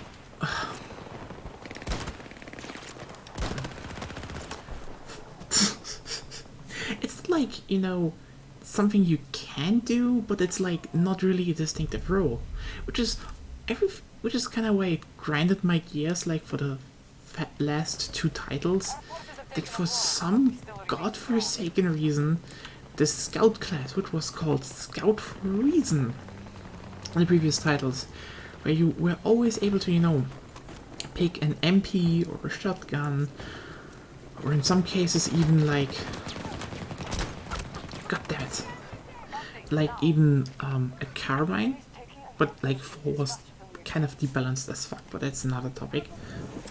You were able to, you know, pick other guns that are more short-range focused, and as I said, you had the intel stuff. You could place down spawn beacons, you could provide intel gathering up close, like the whole Bad Company spotting ball, which is a grenade in this game, rewards aggressive play. And yeah, you could play snipers aggressively in that game, so a lot of people did, I did. But it's kind of fun that, like, I mean, it's not fun, it's just the whole, then the sniper just became more and more the class what the scout actually was. And it's just like, I'm sorry, a sniper is not a class. A sniper is just a weapon category. When you play a scout, your objectives are to spot enemies, place spawn beacons, and generally outflank them. A sniper will not do good for that. And yet, in Battlefield 1 and in Battlefield 5, for some godforsaken reason, what was the type of gun they could use? Snipers.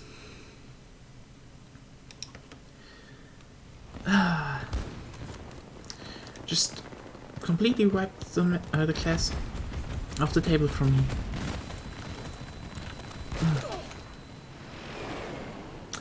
Well, this is gonna be a bad round.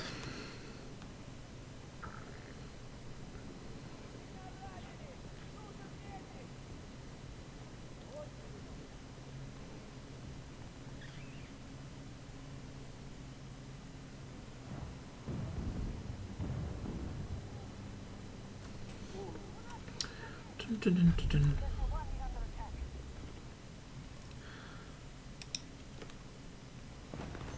Oh well, at least let us look.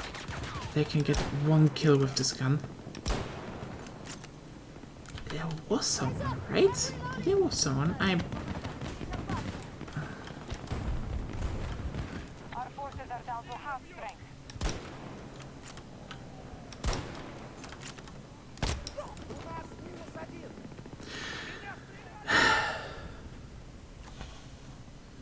I am not good at this. I am really not good at this. Oh god. Repeat, Delta 1 lost. Let's just get one kill, one tiny kill. Take full control of Delta sector. They've taken all sectors. We must go on the offensive.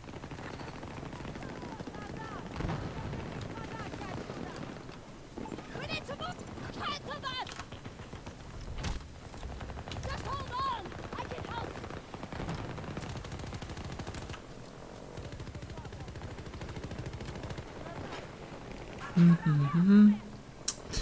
Okay, let's just go into close proximity of someone and then shoot them. Or they shoot us. Captured Delta 1. That's also a possibility.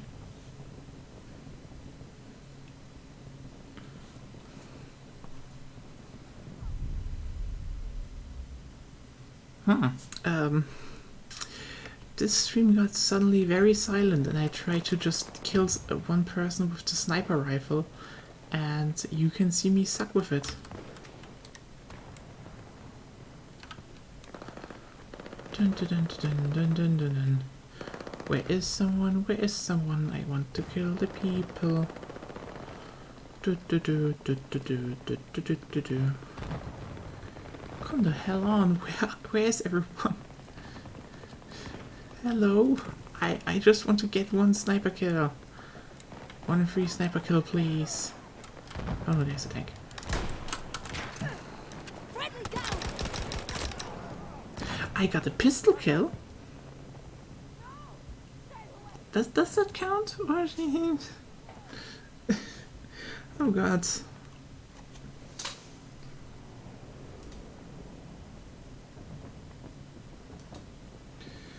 Oh well. Let's get this somewhat rolling. We are holding Alpha Sector.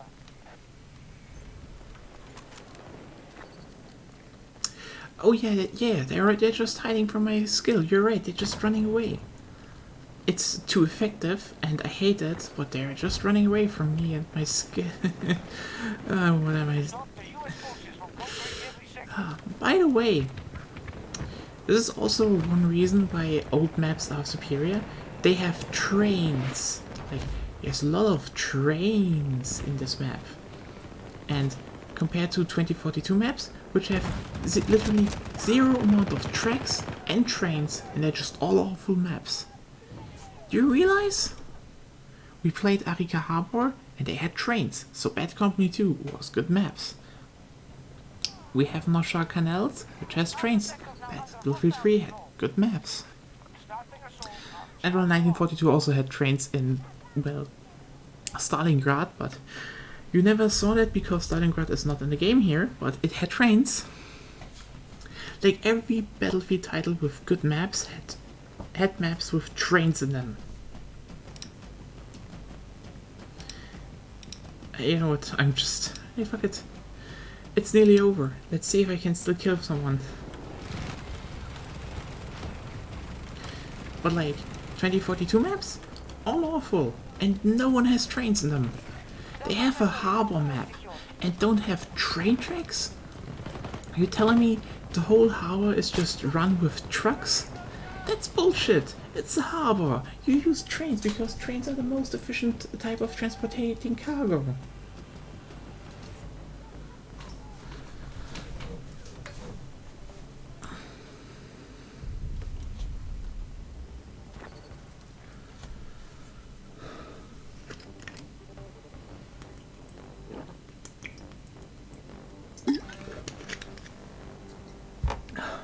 Okay. Ha! They have secured Echo Sector. I got one. Well, bad luck everyone who wasn't watching now because I got a kill. conquering every sector.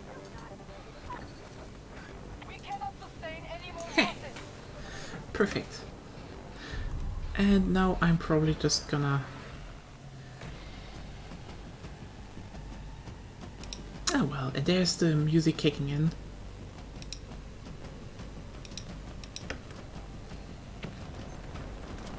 By the way, I'm fairly certain because some people are like, oh no, we can't have anime skills in the Battlefield title. And it's like, Begin evacuating no path. did you play Battlefield? No use staying now. Do you hear that? The round is ending, you know, it's getting more climactic. One side will win, one side will lose. It's like the end of a boss battle. And you know what's playing?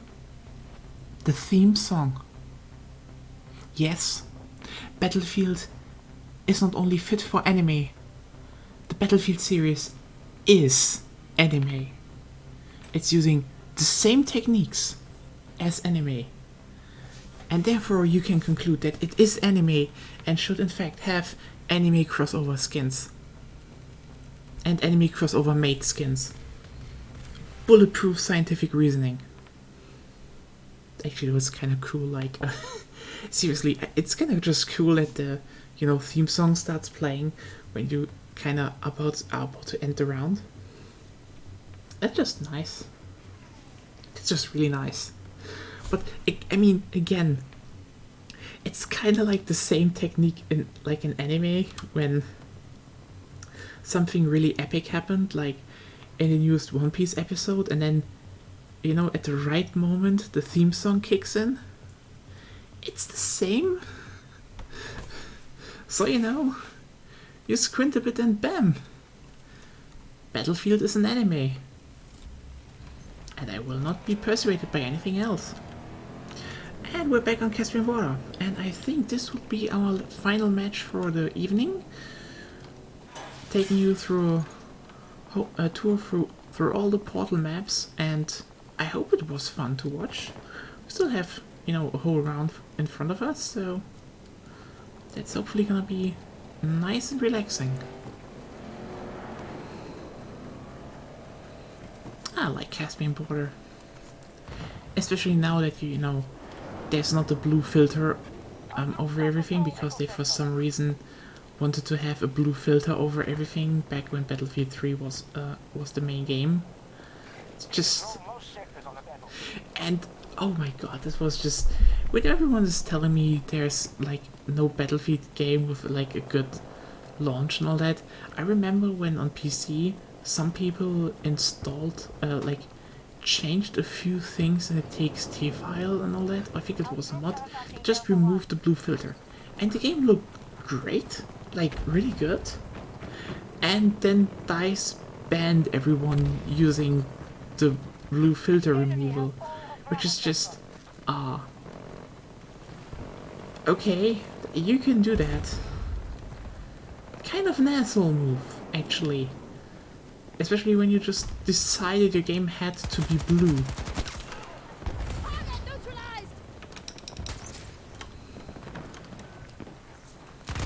Oh goddammit.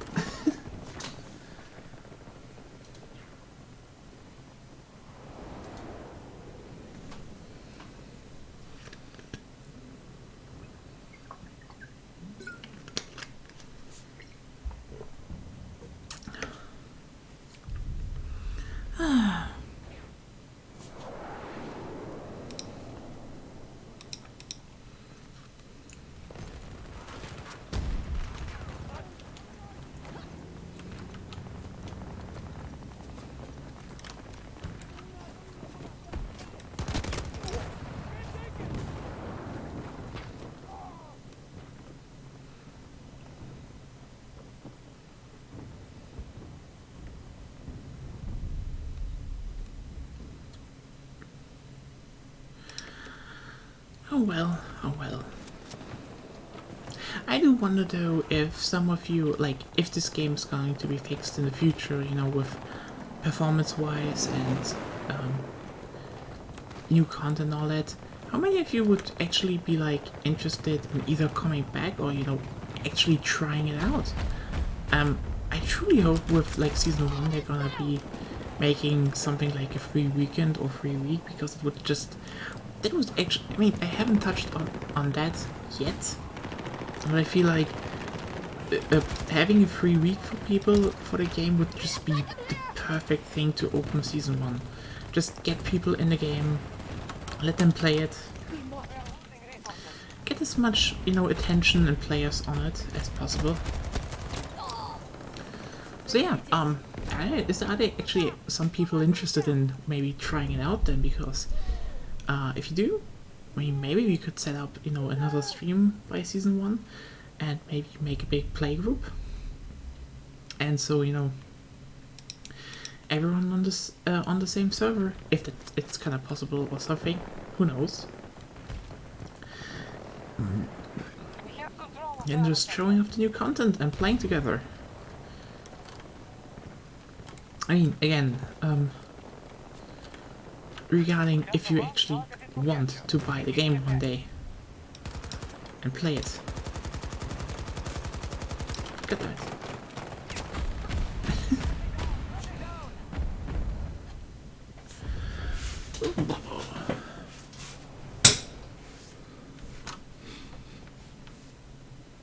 Update now. U.S. forces have moved swiftly to claim the objectives. Dun, dun, dun, dun, dun. They've taken Bravo sector. Because yeah, I mean, if season one, when season one is dropping, same if when season one is dropping, I'm likely gonna be streaming that as well. But well, I think we're still, you know, a good amount of months away from that.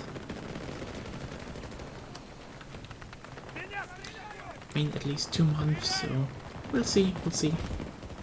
It's gonna be interesting though, since this year, you know, E3 is actually not happening. So I'm probably gonna show off the new content at the Summer Game Fest, which, I mean, Doritos Pope is basically taking over E3. They say they're gonna be back in 2023, but are they though? Are they though? I feel like most companies are just have switched to digital nowadays, and we're in the age of Nintendo Directs and State of Plays. You're probably not gonna have, how is it called, like, shows that much anymore. I mean, aside from something like Gamescom, where it's centered around people actually, you know, playing the games. So this is why a lot of people actually come to play the games, because, you know, it's the first time they can try out new games. I mean, I heard E3 kinda tried to do something similar, but haven't done it yet. But who knows, how this will actually work out. I think we will see. I mean, here's the thing, if you actually just like multiplayer shooter games, Final Fantasy VII Remake is not directly that. It's a fun game though. I highly recommend it. It has its own flaws, and you see where it's like trying to be more than the hardware could fathom, like handle at the time. But overall, I really like the remake. It's just, you play it and it's like, oh yeah, this is the opening hours of Final Fantasy VII with all the characters you like. Yeah, it's just a better opening to Final Fantasy VII, and you know, minus the gameplay, which is a bit rough around the edges, I'd say.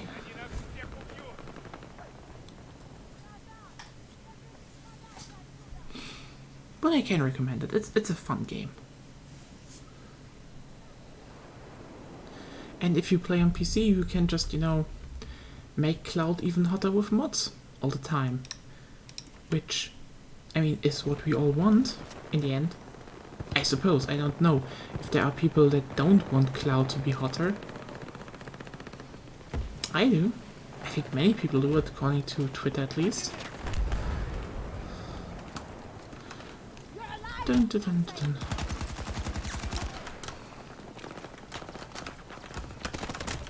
God damn it. Oh well. Oh well. Initiating assault on Delta 1.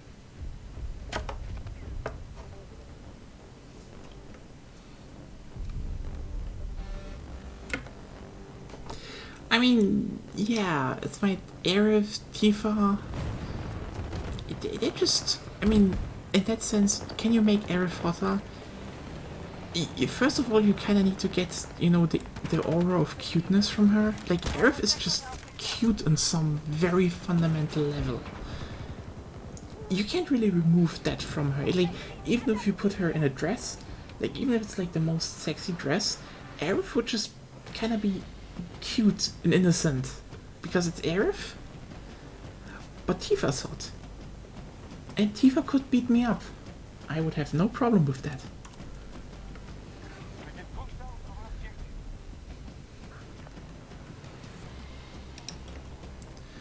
Ah, well. And, yeah.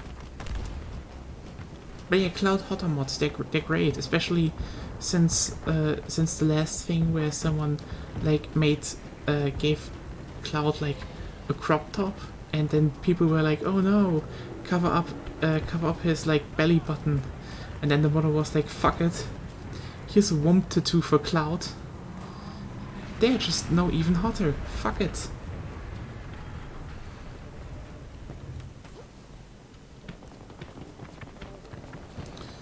Our troops are attacking Charlie 1. And there we're gonna end this round once and for all. Kind of fell off in the end. Hopefully it's gonna get better in the future. Oh, got that.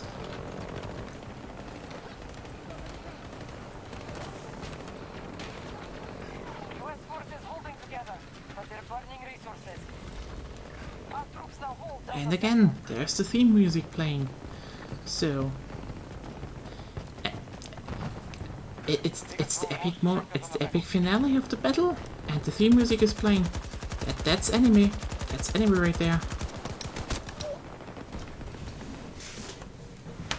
You can't argue with science.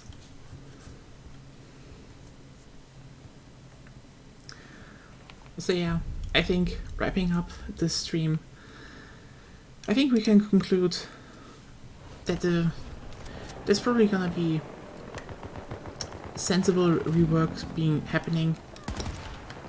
Like this season 1 is probably gonna be a pretty good update. I'd say we should have a lot more crossovers down the line. Apparently some people seem to like it.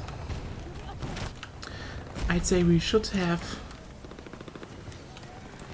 a few of them and a few anime skins, because again, Battlefield is objectively an anime because it is playing the theme song.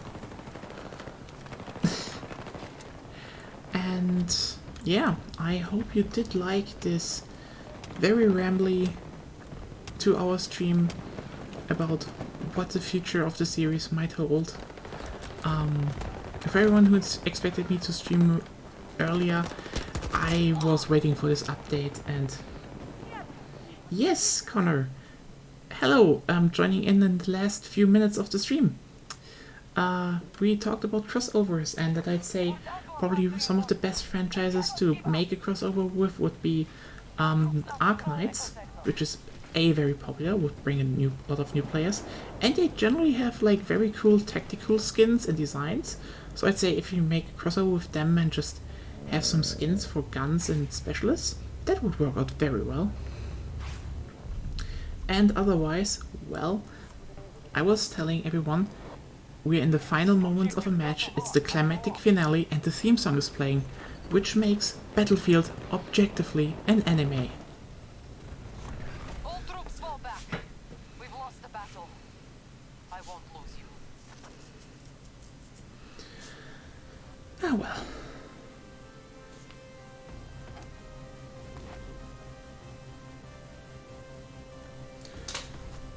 Alright then. Yeah, I hope you had a nice evening listening. I do hope you're still having a great evening now. And yeah. This was like my long overdue stream on Battlefield 2042. I'm likely gonna be back whenever the next big update is hitting. I hope you had fun, and I hope I can make an even more interesting and in-depth stream with Season 1, with, you know, hopefully more content, better reworks and new maps. And it's all gonna be very great. And until then, let's pray we're gonna get cute anime-made skins in Battlefield. And yeah, until then, have a nice evening and goodbye.